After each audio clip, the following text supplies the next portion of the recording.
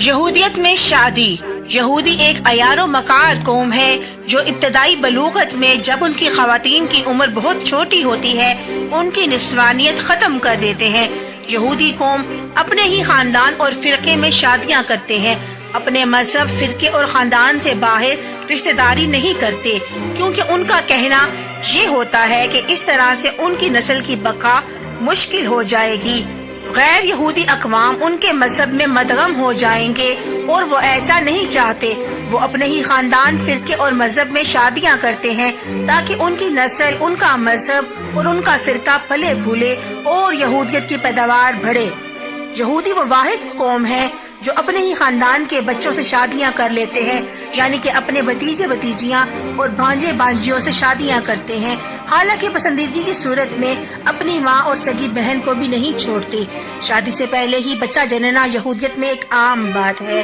یہودی قوم ہر وہ کام کرتے ہیں جو کہ ان کے مذہب کے خلاف ہے، حالانکہ تلمود یا تورات میں انہوں نے بہت ساری تبدیلیاں اپنی مرضی سے کی ہیں، اپنے مذہب کو اپنی آسائش اور لذت کے حساب سے تبدیل کیا ہے۔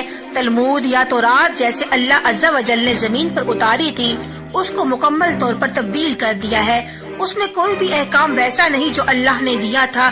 یہودیت ایک ایسا مذہب ہے جس کی عورتیں ایک وقت میں ایک سے زیادہ مردوں سے تعلقات رکھتی ہیں۔ یہودیت میں کم از کم شادی کی عمر 13 سال ہے، یعنی کہ جب لڑکا اور لڑکی کی عمر 13 سال ہو تو ان کی باقاعدہ شادی کر دی جائے۔ یہودیت میں بغیر شادی کے اکٹھے رہنا ایک عام بات ہے۔ یہودی مذہب میں شادی کے دن دلہن سفید کپڑے میں مکمل طور پر اپنے آپ کو ڈھانپ لیتی ہے تاکہ کوئی دوسرا شخص اسے نہ دیکھے اور یہ پتہ نہ چل سکے کہ آیا دلہن کے روپ میں کون ہے۔ یہ قوم جو مسلمانوں کو ایک گندی اور غلیظ قوم سمجھتی ہے، ہر غلاظت سے بھرا ہوا گندا کام خود سر انجام دیتے ہیں۔ یہودیت میں میاں بیوی کے درمیان ازدواجی تعلق سر عام کھلے عام اپنے خاندان کے سامنے، اپنے بچوں کے سامنے سر انجام دینا ایک عام بات ہے۔ اس سلسلے میں کسی قسم کی پردہ داری نہیں رکھی جاتی اور نہ ہی ان کے خاندان میں یہ بات معیوب سمجھی جاتی ہے۔ شادی کے روز جو ان کی شادی کرواتا ہے ان کا مذہبی پیشوا ربی انہیں دعاؤں سے رخصت کرتا ہے۔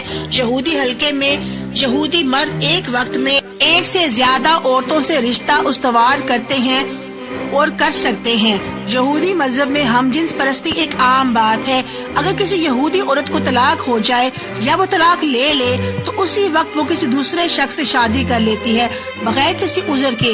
اگر وہ حمل سے بھی ہو اس کے باوجود بھی وہ کسی دوسرے کے ساتھ رہنا شروع ہو جاتی ہے۔ یہ وہ تمام برائیاں جو کہ بنی اسرائیل میں بھی موجود تھیں اور نسل در نسل آخر کار یہودیت میں پہنچ گئی ہیں اور یہودی ان بیماریوں میں لتڑے ہوئے ہیں۔ یہی وجہ ہے کہ اللہ تعالیٰ نے بنی اسرائیل کو ناپسندیدہ قوم قرار دیا ہے۔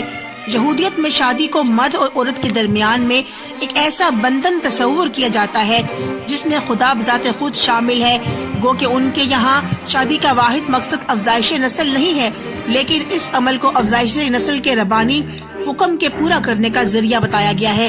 اس مقصد کے پیش نظر جب مرد و عورت شادی کے رشتے میں منسلک ہوتے ہیں تو انہیں یک جان دو قالب سمجھا جاتا ہے۔ اگر کوئی یہودی مرد شادی نہ کرے تو تلمود کی نگاہ میں وہ اتنا مکمل مرد ہے۔ عصر حاضر میں بعض یہودی فرقے ہم جنس کی شادی کو بھی درست سمجھتے ہیں اور افزائش نسل کے مقصد کو کمتر خیال کرتے ہیں۔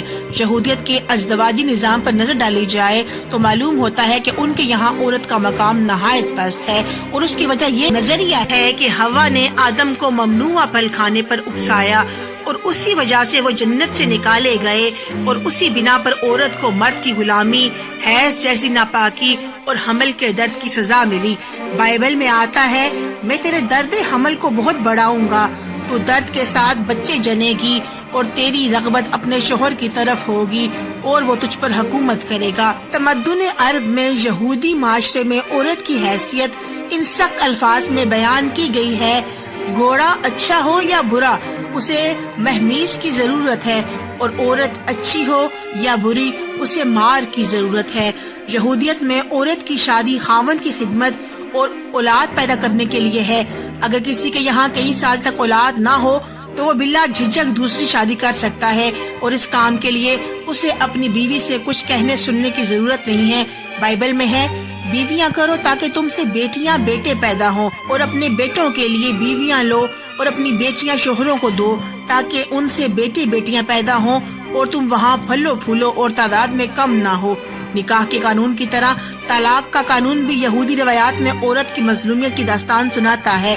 یہودی مرد جب چاہے چھوٹی سی لغزش پر طلاق دے دیتے ہیں اور ان کو یہ حق مذہب نے دیا تھا۔ بقول مولانا ابوالکلام آزاد، یہودیوں کو ان کے مذہبی تعلیمات کے ذریعے سے یہ حقوق حاصل ہے کہ وہ جب چاہے ایک ادنا سی لغزش پر عورت کو گھر سے نکال باہر کر سکتے ہیں۔ اگر کسی عورت کا شوہر مر جاتا تو اسے دوسری شادی کا حق تو تھا، مگر صرف اپنے شوہر کے بھائی سے، اس کے علاوہ کسی اور سے شادی نہیں کر سکتی تھی اور اسے اس شادی پر مجبور کیا جاتا تھا۔